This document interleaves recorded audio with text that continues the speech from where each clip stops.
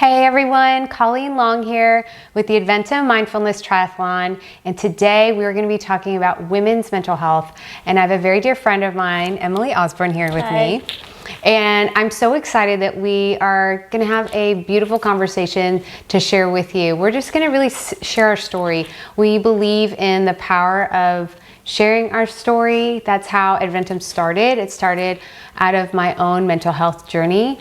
And Emily and I are just going to kind of share how mental health has affected us as women and different ways that we have found ways to help us in our mental health journey and our wellness journey. And so we actually met the first year, the first event that we had. First one. I thought she was Joanna Gaines when I first saw her. Yeah. Well, it was amazing because I was, the first year I didn't know how many people were going to come, and it was an event that was on my heart that I'd never done before. And so I put the thing together and people were signing up, and I noticed that someone was coming from Dallas. We're in Tyler, which is about 2 hours east of Dallas. Someone was driving from Dallas to come to my event. And I was like, who is this person? I have to jump up and hug them because I can't believe they're coming all this way for the event. And so I remember we were, when we were checking everyone in, that your name came up and I was like, oh, this is the person. This is the person I'm going to hug. And so anyway, so we got to connect, and I thanked you profusely for driving. I was like, I hope it's worth your drive for you to come to the event. It was so worth it. So, but yeah. And you're from Tyler too. I'm from Tyler, born and raised in Tyler, but I work in Dallas. So, but when I saw that, it was a Facebook event, and I love Facebook events. And when it came as a suggested one, I saw it was in Tyler. I saw it was in triathlon, mental triathlon, raising mental health awareness, and I just was sold. I just bought a ticket immediately. I thought that was so cool, and I'm so glad I did. It was life-changing. Yeah, it was really special, and it meant so much. And thank you for coming and for trying it out. And that's really my heart with the whole event, is to connect people and to really have a refreshing approach around the topic of mental health. And I'll start with my journey and how my mental health journey started. It's not something I really thought about until I was in my 30s. I had a car accident in 2012 where I had a very severe concussion, and that really started my depression. That's when the depression kicked in, and I had some anxiety and depression off and on.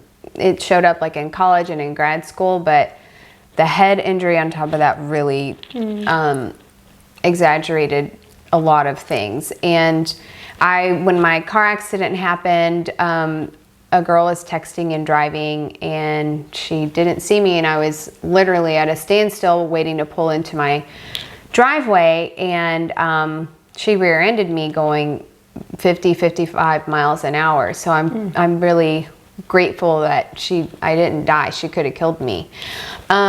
So from that, I was in the best shape of my life, and I was pursuing a career and all these things, and everything literally came to a halt.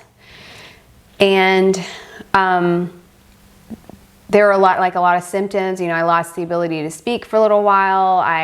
My memory was shot. There's a lot of it I honestly don't remember.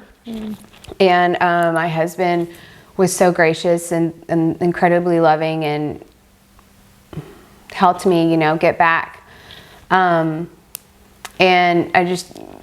God was just so gracious. There was just a lot of things that could have gone wrong. And fortunately, I was able to get back to a place. I had to leave my job and all this stuff. So that was really hard. I never had a head injury before, that severe. And so for me, my life became consumed with my fears. And when you have a head injury, it's not something that you can see. They call it a silent injury. And so it's not like, oh, you have a cast on your arm or whatever. And it's like, oh, it's really obvious. You need a rehab for whatever. I didn't know how to handle the concussion other than I couldn't do anything. I would I had to sleep a lot, because if I talked on the phone for, I'd call my parents to let them know how I was doing for like 5 minutes, then I'd have to go take a nap. Or I'd go to the kitchen to get some water, and then I'd take a 4-hour nap. Like, I just didn't really realize like how much your brain, no matter what shape you're in, if you're in the best shape, it doesn't matter. If your brain's injured, you can't do anything. So because of that, because everything came to a halt and things were slow moving, my life became very, very, very small. And it was hard for me to see the growth and see improvements, because a lot of things changed, especially how my body and how my mind responded to stress was a lot different. So there was a lot of things that I didn't know how to navigate. And so I, really just for survival purposes, I made my life small. And from there, I didn't know how to break out of that. I just kept life small. And if there was an opportunity for me to have a breakthrough, or even like my friendships changed, I've had to apologize to friends because I wasn't a good friend at that time. And a couple years after that, I had my first son, and so then I had postpartum. So it was just kind of like these things just kept kind of compiling, and I really didn't know how to navigate them. And I didn't feel like I had tools either. So that made it hard too. It made me feel very alone, very isolated. I lost a lot of self-confidence. I felt really lost, honestly, and I was just doing the best that I could with where I was. And that's the thing with a mental health journey. Like, there's no, it looks like this, and this is the time frame, and these are the things you're supposed to do. It's not like that. And no one mental health journey looks like someone else's. So we're sharing today what we went through, just so to be a source of encouragement for you, to let you know that wherever you are is wherever you are, and it's exactly where you need to be. And even though I was in a very dark place in a difficult time in my life, it was it's just where I was. And it was hard for me to accept, and that was something I had to learn how to do. But after my first son had the postpartum depression, and I wasn't working out, and it was something that I loved to do. It was a great stress reliever too, to be able to work out. But then I had a miscarriage. It was my very first miscarriage. And that is when, for me, I hit a very dark place in my life. And I told myself, I said, something has to change. Something has to change. What I'm doing right now is not working. And I experienced, for me, something that was traumatic, which trauma, it can be big trauma or a little trauma. There's no, trauma is trauma. And for me, it was something that really affected me on multiple levels, and I did not know how to talk about it. I didn't know who to talk about my miscarriage with. I was grieving. It was a very grieving process for me. And because it involved my body, I didn't know how to handle that. So it was just really multi-layered. And for some reason, people don't talk about miscarriages. I mean, obviously it's sad, but there's a stigma around it. So I felt alone. And then Ted, my husband, well, he grieved too. And I don't know if there's a lot of men that feel like they can talk about miscarriages and the grief that they experience. So my miscarriage, as difficult and as heartbreaking, and it was just awful. It actually, it's gonna make me cry. That baby that I've never met is the baby that led these beautiful things to me. My child led me to discover, and I believe God too, just like it all came together where I was hurting so bad that I knew I needed something more. And it was actually through the miscarriage that I discovered yoga and mindfulness and meditation and breath work. And those are the very things that transformed my life. And those are the things that created this event. And so the event for me, it's more than just a bunch of activities. When I think of my event, I think of my child. And this event's not mine. It's actually my child's event. Like, I feel like the gift that that I received from the miscarriage was knowing that the brief time that I had with my child actually I birthed something else. That's what I was just about to say. Yes, I birthed something else. And so I'm just so grateful. You're so sweet. I'm just so grateful that at that time when I was in a lot of pain, for whatever reason, I felt in my spirit like I may not have a baby, but I'm not walking away from this empty-handed. Which might sound kind of crazy, but I just had this thing in me where I was like, I'm gonna sit with this. Like, I'm gonna grieve. I'm gonna grieve this. I'm not gonna push it aside and act like, oh, it wasn't a big deal or any of that stuff. No, I'm gonna sit in this darkness. I'm gonna be with all of my emotions, which I didn't know how to do. And it wasn't really encouraged. I don't know. Like, Yeah, I feel like taught his children. I mean, how to deal with it. It's hard. Yes, it's like, oh, be quiet, or you know what I mean, like stop being upset or whatever. And so I learned through that how to grieve. I learned how to be with myself. I learned how to show myself self-compassion. And so also, I believe that trauma can be stored in your body. I believe it's not just like your mental, emotional, spiritual, it's the physical, everything experiences the trauma.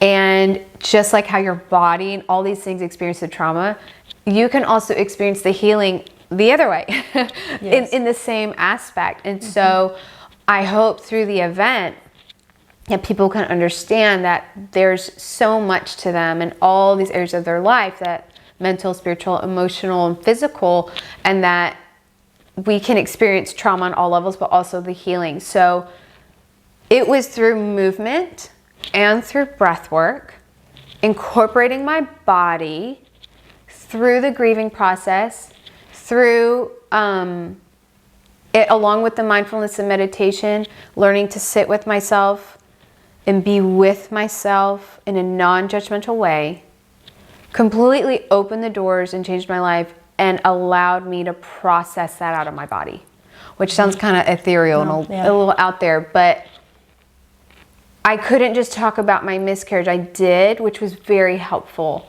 but I literally felt like there was like this kind of dark cloud that I was carrying in my body. And how do you tell someone that? Like, that's kind of odd. Like, how do you tell someone, I have this dark cloud here?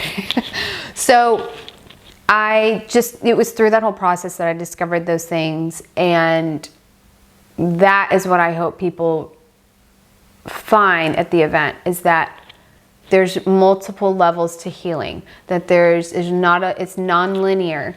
And sometimes healing doesn't make sense. Sometimes healing comes in a gift and in a form that we don't expect. And it may involve things that you don't think about. Like, I didn't think yoga and breath work and mindfulness and meditation were going to have such a powerful impact, but they did. And so that's why I want to share, like, as a woman, that's how it showed up in my life. It happened to be through a miscarriage. It happened to be through, the postpartum depression I experienced before, when I actually got pregnant 4 months later, and I was able to use all those tools to prepare for my next birth with my second son. And it was a completely different birth, because I had these tools, and these are tools you can have for a lifetime. They're not just, they were great for birthing, but in general, like, having those tools were huge. And so my postpartum time was a lot different, because I felt like empowered. I felt like I had tools to guide me and to help me through it, because we will always have stress, and there won't be a time in our life where we'll be stress-free. That's just not reality. But if we can equip people and give them the tools to know, like, okay, this is a difficult time, but I can be present, and I don't have to run away or disassociate, which are all normal things. And there are things that's what we do to survive and to help us cope. And there comes a time where you have more tools in your belt, where you don't always have to do that. You can be present and be with the pain and stuff. So that's my journey. And it meant so much that I had the opportunity to create the event, and now Emily and I know each other, and we're friends, and we were able to meet each other at the event, and I'm just so grateful for that. So there is, I mean, not to be cliche, but there is purpose in the pain, and that everything we go through in life has, I believe, has a purpose, and we don't always understand why. And a lot of it doesn't make sense, and a lot of it hurts, and it doesn't dismiss any of the pain or what has happened. But I believe that there's power in it when we share our story, and that when we share our story, we can offer hope to others. And so that's my goal, is that this event can offer hope. And yeah. I'm sure just listening to your story, and I've been friends with Colleen for a little over a year, I guess. Has it been 2 years? A year? I think like 2. Yeah. I think 2 years now. Yeah. How long has it been? But I've heard her story before, and I've always thought it was such a powerful one, and such the way that you were able to identify that your pregnancy you birthed something else. You know, was that life was transformed into a different life, if you will, or the life that it did live, your baby did live, it didn't go without something. You know, look what it's done. You know, and I think that's beautiful. And I'm sure too, listening to your story about your car wreck, whenever you were having those symptoms, I'm sure it gave you anxiety, because you're thinking, when will I be able to function normally? Or when will I be able to? And then that's just anxiety city. Yeah. You know, I mean, yes, totally. Yeah, I'm sure that was tough. Yeah, it was. But like friends and community, and friends like you and others that have come along have really helped. Yeah. Having that support. And my husband, of course, was incredibly helpful during that time, you know. So. Did you ever feel like sometimes your journey or what you're going through, no one would understand, because only you know, it's kind of a like, well, I can't talk about this to anyone else because they won't understand me. Yeah, or it's weird. Yeah, or it's weird, or how much can I open up without sounding like reaching, or whatever it is. And, and then, at least for me, it's been that way. I never thought anybody would understand me, because I thought everybody's situation's unique, but I thought people wouldn't understand me. And then when I started understanding about mental health and talking to people and friends and letting people in, you know, my circle, it was like, okay, wow, this is not just something that I'm going through. This is, if everybody could make it more acceptable and just known, it wouldn't be such a weird thing to talk about, you know, and mental health in general. And because I think at some point in everyone's life, they go through anxiety part of their life, or depression, or some sort of mental health crisis. And that's one thing I've noticed, is wanted to see if you did that too, is if you open up and start talking to people, you realize we're not that far different from each other, you know? Absolutely. We're different stories, but... Yeah, and that we're not alone. Not alone, Yeah, absolutely. And that really, someone has experienced something. Yeah. It may not be exact, but there is someone else out there. And a lot of times that other person is the one waiting to hear what you have to share. Which can be scary, to share your story. You know, it can be scary, and we may not always be ready, but when it comes time, there's people waiting. I believe there's people waiting on the other side. I totally agree. You know, so. But what about you, with your mental health journey?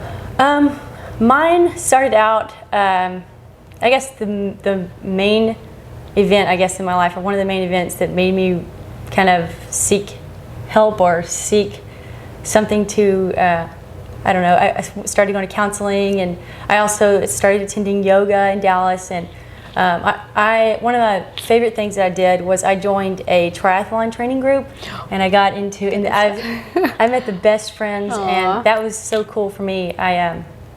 I couldn't run a mile. I couldn't even run half a mile when I started, but it was just something that for me, it signified something that was hard that you can get over. And so I started doing that. But what made me, I guess, realize that mental health is so important, one of the things was I got married when I was young, and we moved up. I'm born and raised in Tyler, Texas, and on a ranch in the middle of nowhere, homeschooled too.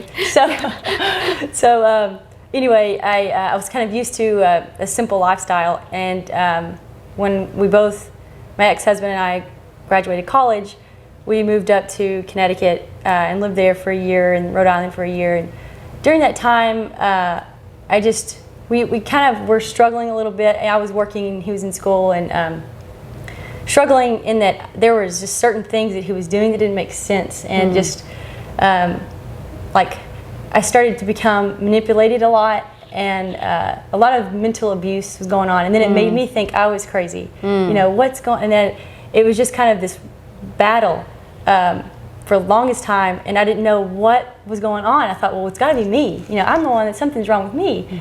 And anyway, long story short, and a lot of details.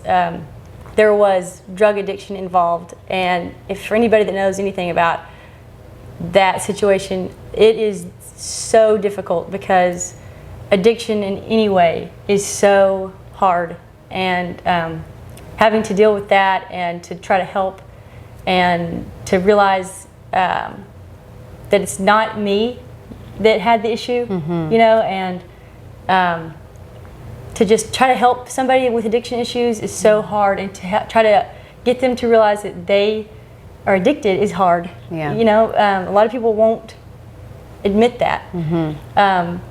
So that was super hard, and just a lot of like I said, manipulation, and then it just got to a point where it was just so much, and it wasn't safe for me to stay anymore. And so I just packed my car with my clothes and left, and came back to Tyler and stayed with my grandmother, and lived with her for about 2 months. And it was tough because all of my money I'd saved since I was 16 was wiped out, and I had no money, and quit my job, and it was just anxiety because I thought my whole dream of life was to get married. I was going to get married young and have kids and have this life of, you know, that's what you expected. And then when stuff like this happens, and your world is kind of turned upside down, and you think, wow, this is not what I expected. You know?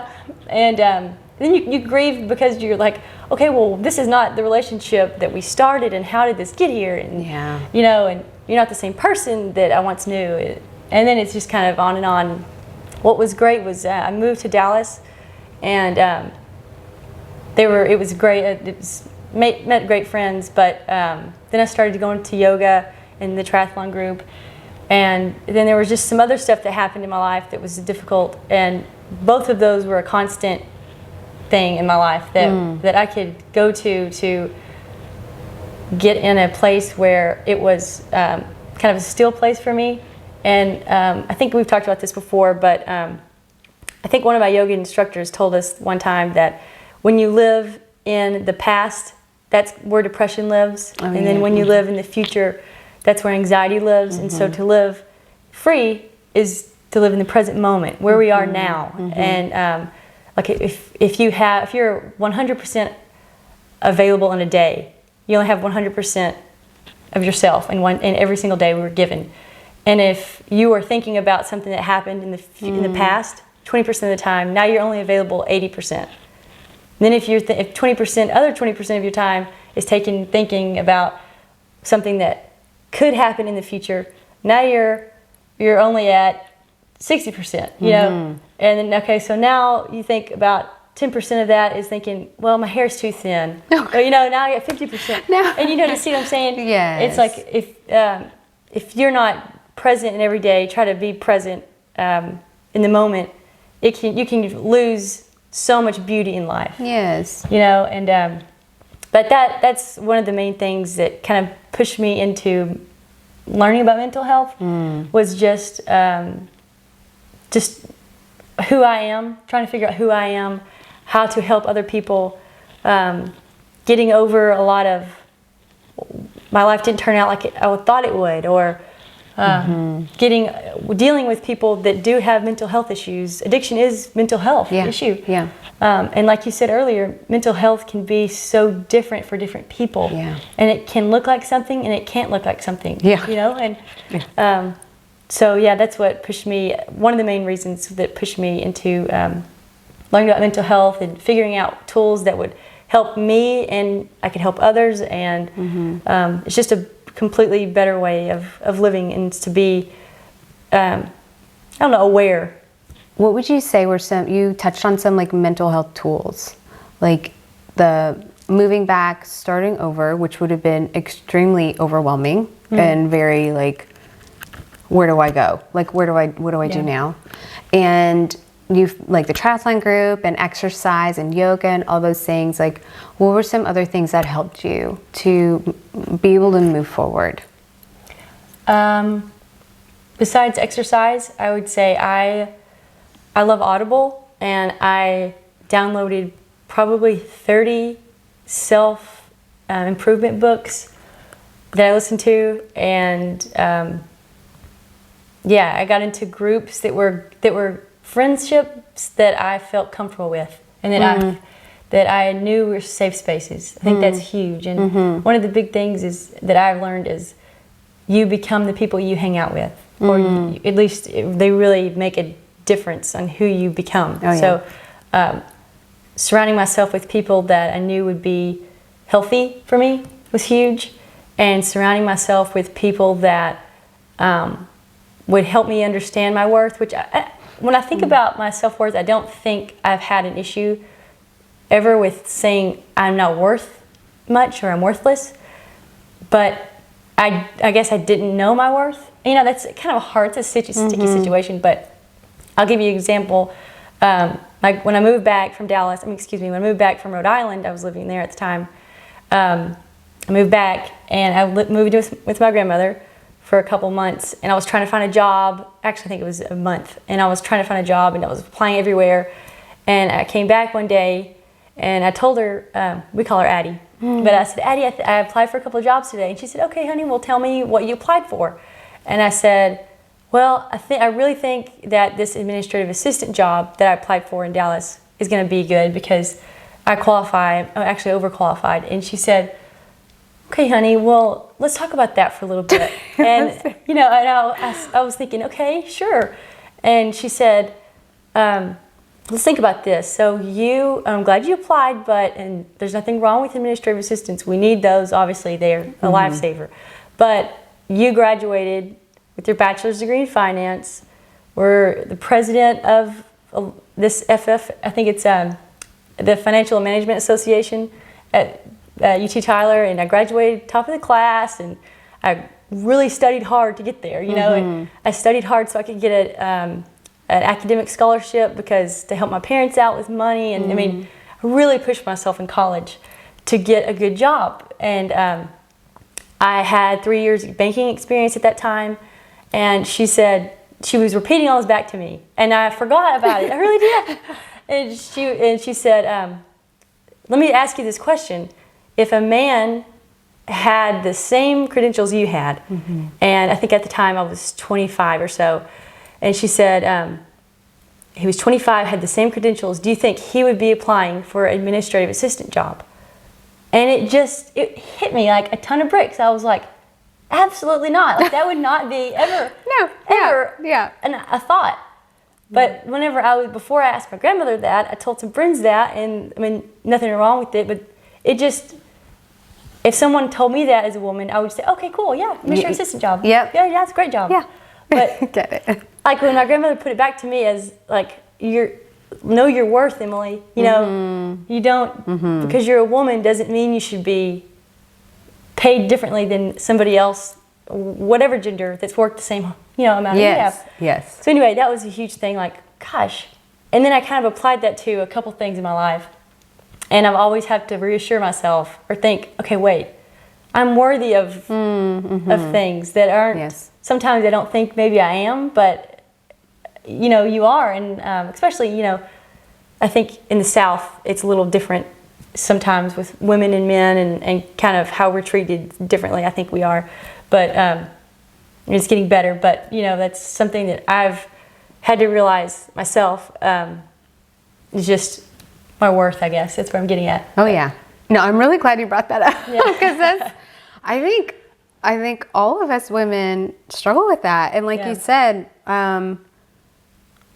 sometimes we need that outside voice to be like, Yes. whoa, hang on. Yeah. Let me just hold up a mirror here. Do you see how amazing you are? Yeah. Like, do you see how awesome you are? Yeah. But like we're quick to give that to, you know, like pour into our friends, but to turn around and like speak those things over ourselves is a whole different, Totally. that's totally different. Yeah. And I can relate because we both are in the financial industry. And so that's a very male dominated industry. Yeah. And so yes, everything you said, I think women have come across or experienced in one form or another.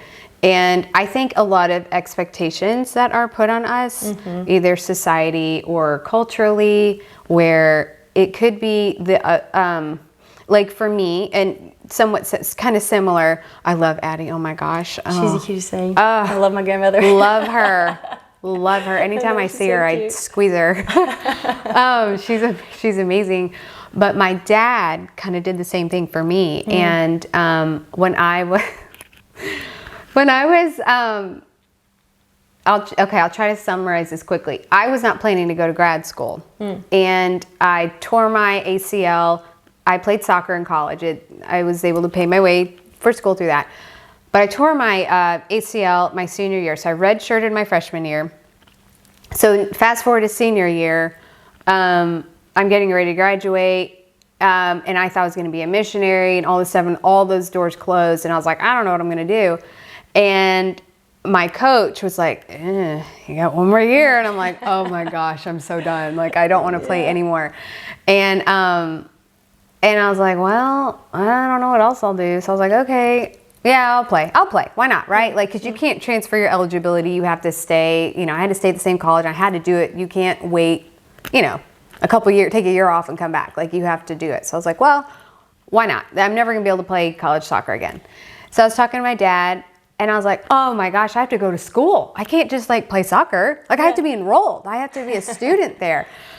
And so I was laughing. I was like, well, I want to go back to Japan because I had dreams and hopes of moving to Japan and all this stuff.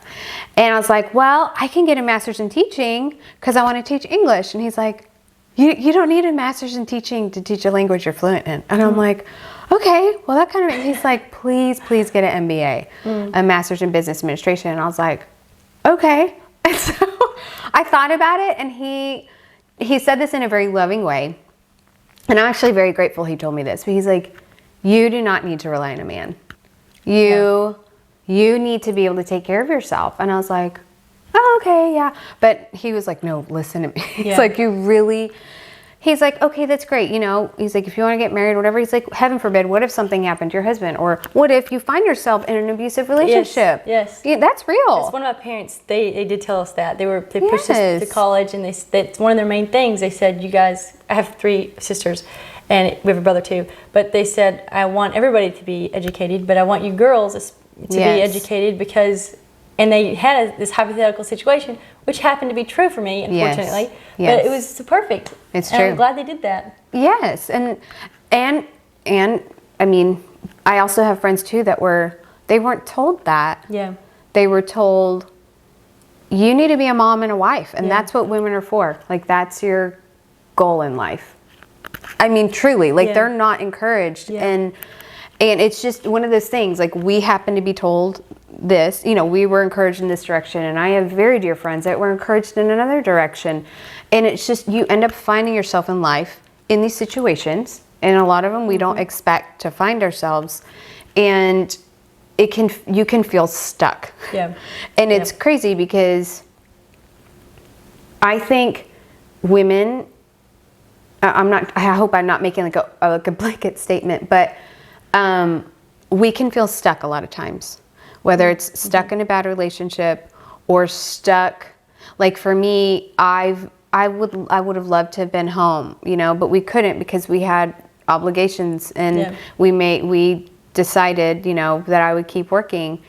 And those are two very, or if if a woman is a stay-at-home mom, she probably gave up some pretty serious dreams, Yeah, you know, yeah. and things that she had to lay aside either because she was told or the situation arrived where, well, the husband's making, you know, he needs to pursue the career so he can take care of our family, and well, I'm not, you know. Yeah. So I think there's a lot of ways that we as women can feel stuck, and it's crazy because even though I ended up getting my MBA, which was an act of God because I never took a business course in my life. Literally, Oh, I gosh. failed the GMAT. Like, I failed it so bad. I'm talking like single digit percentile bad. I still have the piece of paper from the testing center, and I showed it to my dad. He's like, I think this can't be right. There's something wrong with this. I was like, no, Dad, I failed. Like, I failed it bad. Yeah. This is really bad. Man. But they like combined my GPA score with the test score. Truly, there's really no way. I did not get in on my own, really, from the test. So, but I'm grateful that I did because I've learned. It's been amazing and a beautiful journey.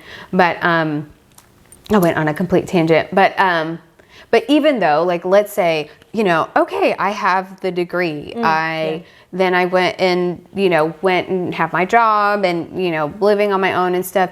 Even with all that, I still experience the same feelings as a woman. Yes. Of feeling the pressures in a different way. Even though, like, I have friends that the stuckness or these expectations of us having to be all to everyone, or putting myself last to take care of everyone else, or it could be how I'm supposed to look, or how I'm supposed to talk, or how I'm supposed to be treated and just put up with that, or like all these things, even though it's on the outside looks very opposite.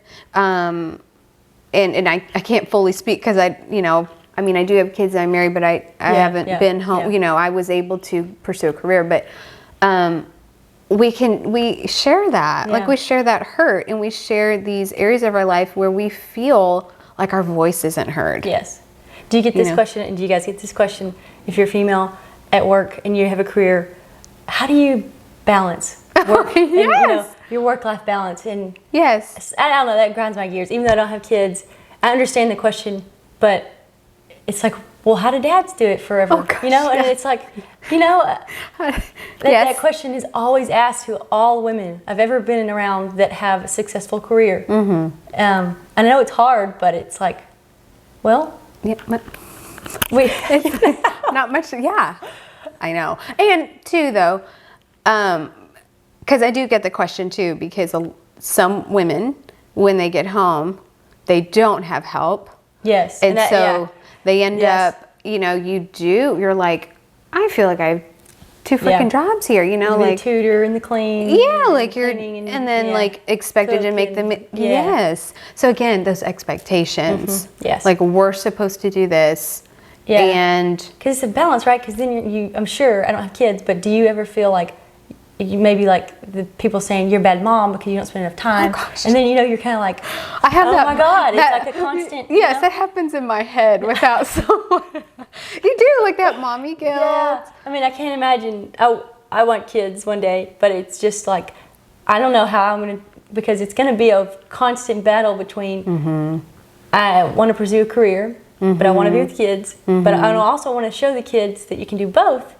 You can be successful and be a good mom, and and that's just a hard, and anyway, I just want to recognize that is super tough. Yeah, I can imagine. I don't know, but yeah, it is. It's one of those things where, and even for the, let's say the mother, let's say she's like, yeah, I'm totally cool with staying home. Like, I want to stay home. She can still feel mommy guilt because she's working so hard, taking care of the family, that she doesn't feel like she's fully present. Yes. Because she is with her kids, like what she was wanting, but then like she's with her kids all the time, like there's no break. And so the time that she's like, well, I'm doing this and this, and it's, I feel like the demands that we have, I don't know, it's hard. Like, I have a friend that, and I want to ask you this. I have a friend, she has a successful career, married, and she asked me recently, she said that they've been thinking about having kids, but she doesn't know because all her friends that are working and have kids are miserable. Or even stay-at-home moms are miserable. And Yes. she was saying, I want kids, but looking at everybody that I know, they're miserable. And she was asking me why I thought that the moms, mostly moms, were miserable. And I think it has to do with a lot of the demands that our society gives to women, specifically men too, but women it's just a little more of, you're still expected to help them with their homework, do the laundry, clean, cook, and then crafts, and everything looks good, houses, and it's also, I think, going back to your point maybe, and this is her and I brainstorming, obviously I don't have kids, but, or I don't have kids, not obvious. But it's like, there's just so much, like, you're expected that a baby is going to bring all of the joy to you, and if they're not bringing all the joy to you, then there's something wrong with you. And it's not that, it's just, and we started talking about that, and I was like, that's a good conversation to bring up, because I think a lot of people struggle with that. Yeah. It's wholeness. It's you figuring out what's in you that needs to be fulfilled, and not relying on someone else to make you be full. Does that make sense? Oh my gosh, yes, we're taught that. Yeah. Like the fairy tales. I know. Like Prince Charming's gonna come and rescue you, and then all your worries are he's gonna fix it all, and it's like, no. Yes. But we and we find ourselves as women like looking to the outside to fix.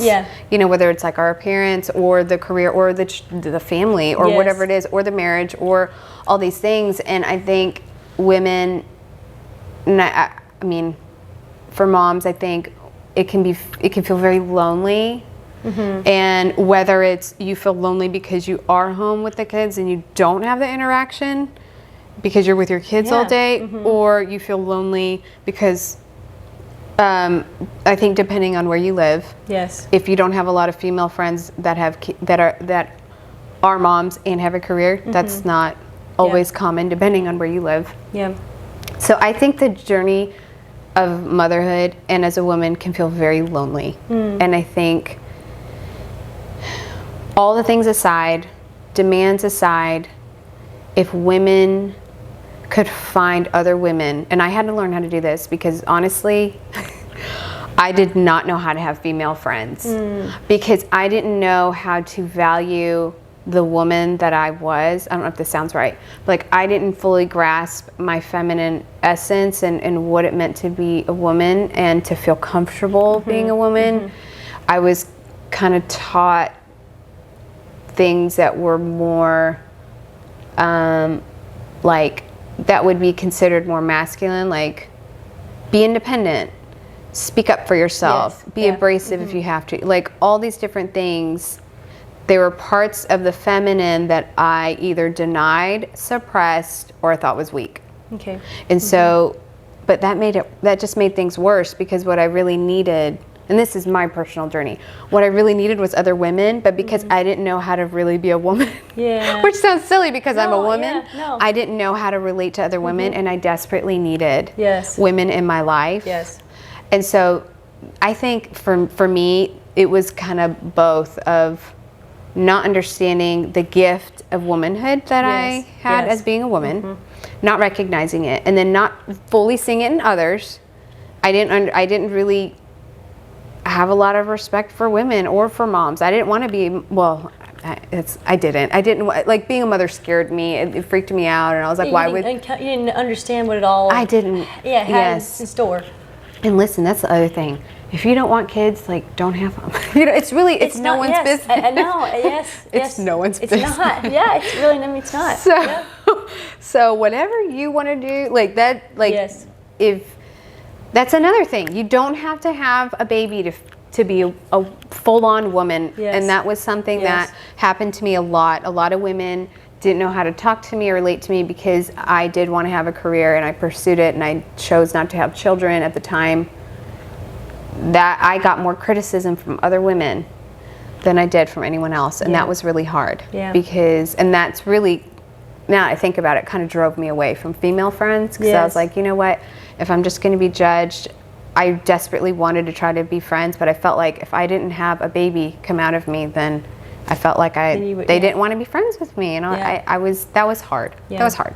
I had that too, because at first I wanted to be a doctor when I was in school, and almost everybody, every time they said, so what are you studying? And I would say medicine. This is just for a little while. They would say, well, what about your kids? When you have kids? You know, it was just, and it was never, so that made me feel like, oh yeah, well, I don't want to be gone from them. So I completely changed, went to finance. It's hard, yeah. And so, but I get that. It's a common thing, you know. Whether you want to be a mom or have a career, they're both great. It's just, you know, whatever you want to do, not the pressures of society. That's right. That's what are we trying to say? Yeah, exactly. It's like, yes. Yes. We hope we can, I don't know, like, find ways where women can support each other. Yes. No matter what it looks like, whatever that woman's choice is. That's the thing, is that I think women want choices. They want to be able to have agency over themselves and say, I just want to be able to choose. I just want to choose. Yeah. And I think a lot of times we're put in places where we can't, where we feel like we can't choose, or the choice has been made for us. Yes. And I think that's where we as women can feel very trapped or stuck or denied or not heard. Yes. Yes. Which I think not being heard, that's another, a big one. Yes. Goodness, yes. That was one of the huge things that I learned from Scott Martin, who does the meditation at Colleen's event. One of his things that just, I'm not a big crier, and my friends know that, but I was on the mat, and he said, he was saying that certain things that can happen to you can like be in your body in certain areas and cause pain.